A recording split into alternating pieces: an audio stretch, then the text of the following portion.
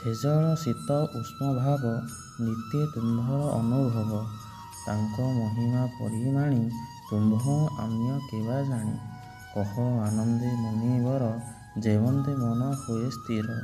ହେମନ୍ତ ବ୍ୟାସ ମୁଖୁ ଶୁଣି ଭାବେ କହନ୍ତି ଦେବ ମୁନି। ନାରଦ କହୁଛନ୍ତି ଭଗବାନଙ୍କର ଉପସ୍ଥିତି ପ୍ରକୃତିର ଶୀତ ଉଷ୍ଣ ଓ ଜଳର ପ୍ରତି ଅନୁଭବ ହୁଏ। ତାଙ୍କ ମହିମାର କ୍ଷେତ୍ର ଅସୀମ। ଯଦି ମନ ସ୍ଥିର ଓ ଶାନ୍ତ ମୁନିମାନେ ଆନନ୍ଦରେ କଥା କହିପାରନ୍ତି। ଅର୍ଥାତ୍ ଭଗବାନଙ୍କ ଉପସ୍ଥିତି ଏବଂ ମହିମା ସର୍ବବ୍ୟାପୀ। ମନ ଯଦି ସ୍ଥିର ଓ ଶାନ୍ତ ତେବେ ତାଙ୍କର ଆନନ୍ଦ ଅନୁଭବ କରାଯାଏ।